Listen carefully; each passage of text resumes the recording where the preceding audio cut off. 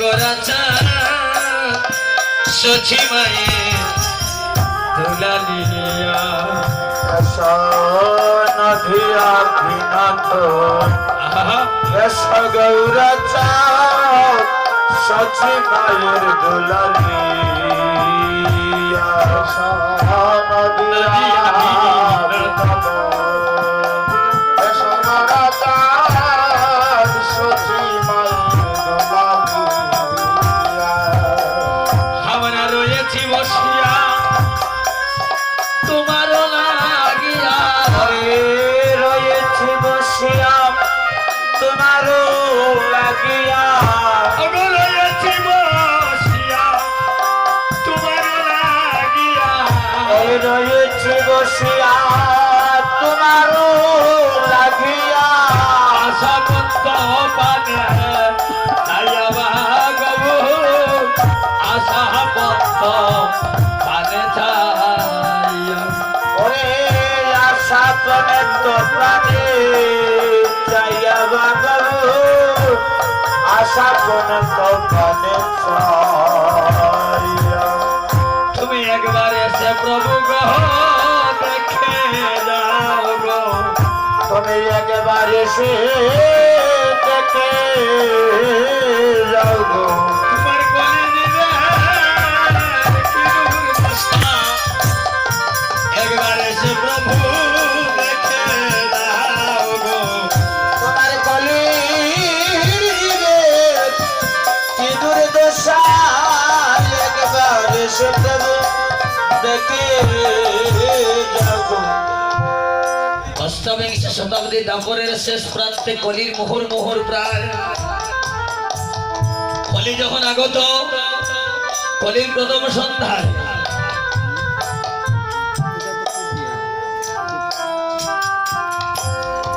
দাপর লীলা সমাপন করে বিশ্ব ব্রহ্মাণ্ডের ভগবান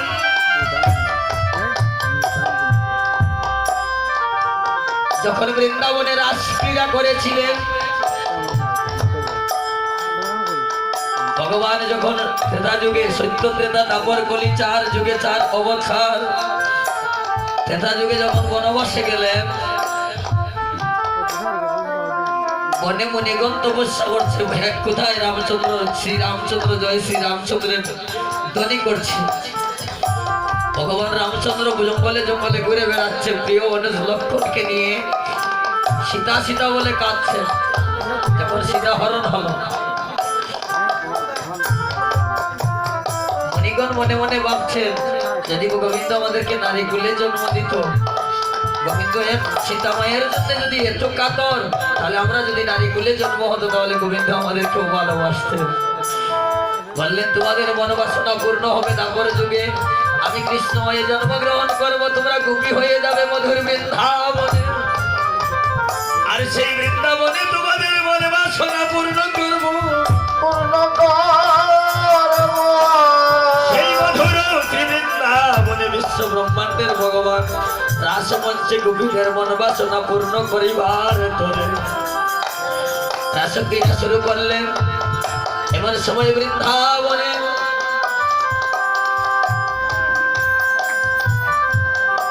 মহাদেবী যুগমায়া রাসমঞ্চে একজন গোপী ছিলেন করে গিয়ে মহা সদাশিবের কাছে গল্প করছেন রাসের আনন্দের কথা গল্প করছে আস্তে আস্তে প্রতিব্রতা রমণী তার জীবনের সমস্ত কিছু স্বামীর কাছে খুলে বলল কারণ স্বামী হচ্ছে তার জীবনের সবকিছু ভগবান বিষ্ণু বলছিলেন দৈন্য নারী পৃথিবী যদি পাপের ভারাক্রান্ত হয়ে বিষ্ণুর কাছে গিয়ে প্রেমাবিষ্ট আমি এই পাপের ভারসাম্য বহন করতে পারছি না বললেন দৈন্য নারী বলে দৈন্য নারী কি করে নারী কুলে জন্ম নিলে প্রথমে বাবার অধীন যৌবনকালে স্বামীর অধীন বৃদ্ধকালে ছেলের অধীন তাহলে নারী কি করে দৈন্য হলো যদি যদি কোনো প্রতিব্রতার রমণী যদি তার স্বামীর স্মরণে ভক্তি থাকে স্বামীর সেবা দিয়ে যদি গোবিন্দ নাম নিয়ে গোবিন্দ সেবা করে এতেই তার নারী জন্মটা দৈন্য হয়ে যায় গুরু মাতা গুরু পিতা গুরু হনপতি আর গুরু বিনে এ সংসারে নাহি অন্য।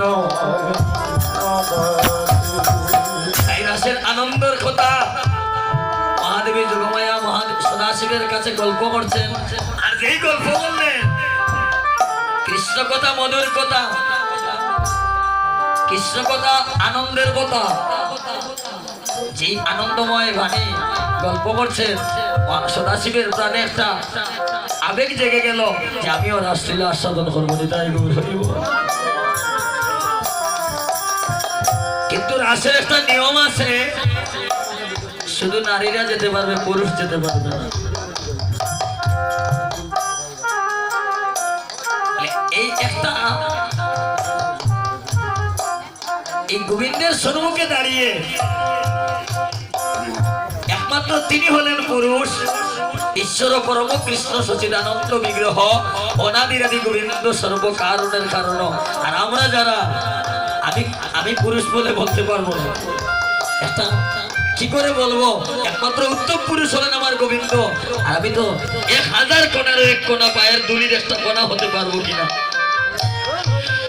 পুরুষত্ব অভিমান যদি মনে থাকে গোবিন্দের কৃপা লাভ হবে না। একমাত্র সংসারে পুরুষ যদি হোক প্রভু তুমি, আমি তোমার দাস বললেন, শুধু নারীরা যেতে পারে। মহাদেব সদাশিব মনে মনে ভাবছে আমি যেমন করে হোক আমি গোবিন্দ লীলা আস্বাদন করবো। তাই কি করলেন, নারীর সাজে সেজে গুজে মহাদেবী যোগমায়ার শাড়ি পরে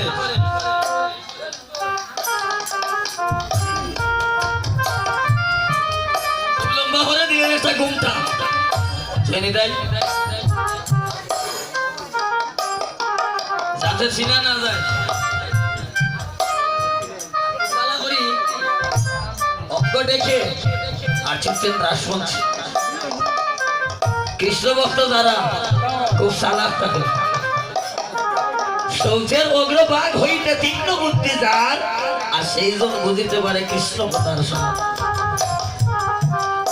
যেমন এক জায়গা আছে, যতই পুরুষ নারী সাধক না কেন তারা ধরার মতো জায়গাও আছে। সেই হেঁটে হেঁটে রাসমঞ্চের ভেতরে প্রবেশ করবেন, ওই সময় মহাদেব ধরা খেয়ে গেলে যতই ঘুমটা দেই না কেন মনে মনে একটা বই আছে, আমি তো পুরুষ। যদি কেউ করে মায়েরা বলবেন, আমাদের সঙ্গে কথা বলবেন, মেঘে মেঘে যেমন ঘর্ষণ হয় তখন বৃষ্টির সঞ্চার হয়। আর আপনাদেরকে দেখে মনে হচ্ছে এই অঙ্গনে আনন্দ হবে না, তাই গৌর হরি বল। মায়েদের ডান পা আগে যায় না বাম পা আগে যায় গো? ডান পা, বাম পা, আর পুরুষের ডান পা। যেই মহাদেব সদাশিব বৃন্দাবনের সদাশিব যেই ভেতরে প্রবেশ করছে ওনার ডান পাটা আগে পড়ছে।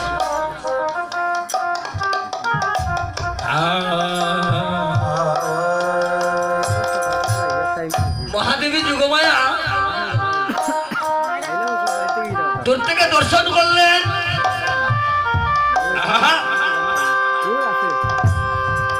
ডান পা যখন আগে পড়ছে উনি কোনো রমণী নয়, উনি নিশ্চয়ই একজন পুরুষ। কাছে গিয়ে বলছে, দেখি দেখি তুমি কে? এই পদটা দেখলেন আর বুঝতে অভাব হলো না উনি কে। কারণ এই সংসারে যদি কোনো মা আর কারো চরণ চিনতে না পারে, তার স্বামীর চরণ কিন্তু চিনতে পারে। আর যদি কেউ বলে যে আমি আমার স্বামীর চরণ চিনতে পারি না, তার চাইতে অবাকি আর কেউ নেই। নিতাই গৌর হরি বল।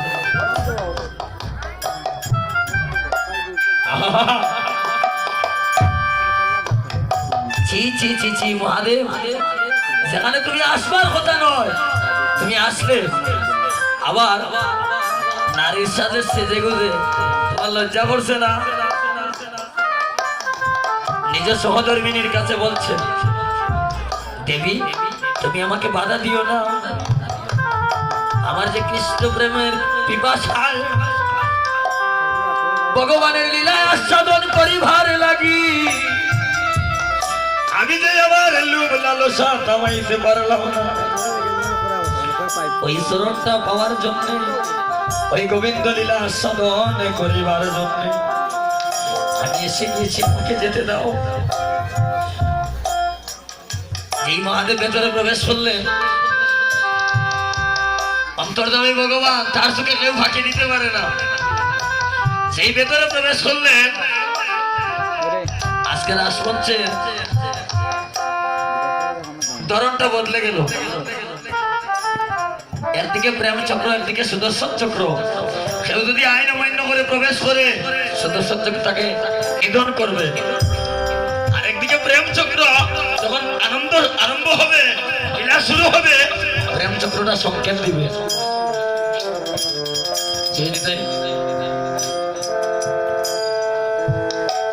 আজকে এমন ভাবে স্তম্ভিত, প্রেম চক্রও ঘুরছে না, সুদর্শন চক্রও কাউকে বধ করছে না। স্তম্ভিত রাসমঞ্চ একই। অনাদিরাদি গোবিন্দ বুঝতে পারলেন নিশ্চয়ই কেউ প্রবেশ করেছে। গোপীদেরকে ডেকে ডেকে বললেন, তোমরা জুতে জুতে দাঁড়াও। সকল গোপীরা জুতে জুতে দাঁড়িয়ে গেলেন। মহাদেব জুত বুঝলেন না, আলাদা পড়ে গেলেন। একজন ব্রজগোপী গিয়ে জিজ্ঞেস করছেন,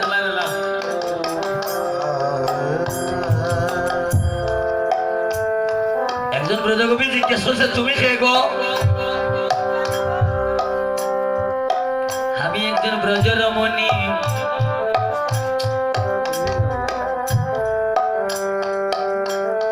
তাহলে একাকিনী বসে আছো কেন? আমাদের কাছে আসো। দূর থেকে গোবিন্দ লীলা আস্বাদন করতে আমার ভালো লাগে। মহাদেবের দেবেন গলার মাঝে একটা, জটার মধ্যে আর একটা। সে কি করছে? মহাদেব কোনটা দিয়েছে? সে আস্তে আস্তে উপর দিকে একবার উঠছে আর একবার নিচের দিকে নামছে। আর ব্রজগোপী জিজ্ঞেস করছে, কি গো তোমার দেখি কোনটা উঠা নামা করছে, নড়াচড়া করছে? বলে, ও বুঝতে পারছো না, আমি তো খুব সতী নারী, তাই আমার ঘুমটা একবার উপর দিকে উঠে আর একবার নিচের দিকে নামে। ও তাই বুঝি? সতী নারীর ঘুমটা বুঝি একবার উপর দিকে উঠে আর একবার নিচের দিকে নামে। বলছেন অনাদিরাদি গোবিন্দ মহাদেবের পাশে গিয়ে বললেন,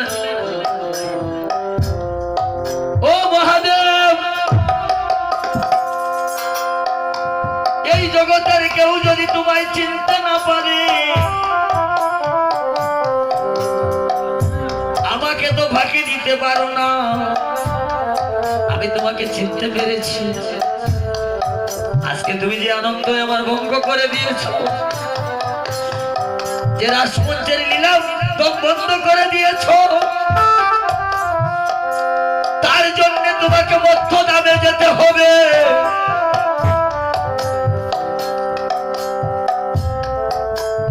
মহাদেব বলছেন, প্রভু গো, তোমার লীলা আস্বাদন করবার স্বাদ মনে জেগেছিল,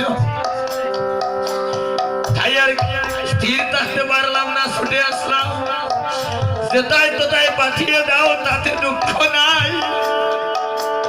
তবে তোমার চরণে একটা প্রার্থনা, যেন তবু না আমি গুণগান গাইতে পারি, যেন তোমার ভক্ত বৈষ্ণবের সঙ্গ করতে পারি,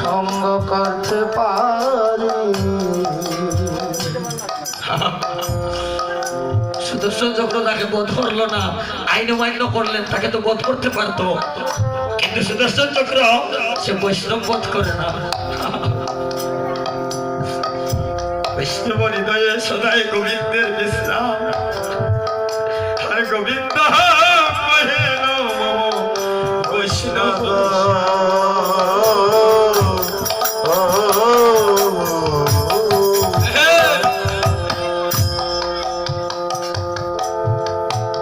বৈষ্ণবের এত গুণ।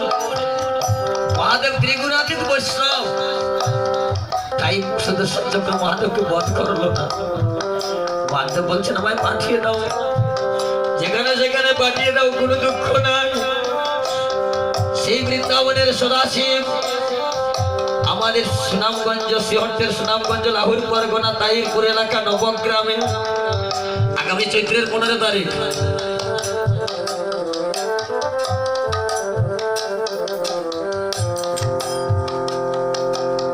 কৃষ্ণপক্ষে শুক্লপক্ষ শুক্লা অষ্টমী তিথিতে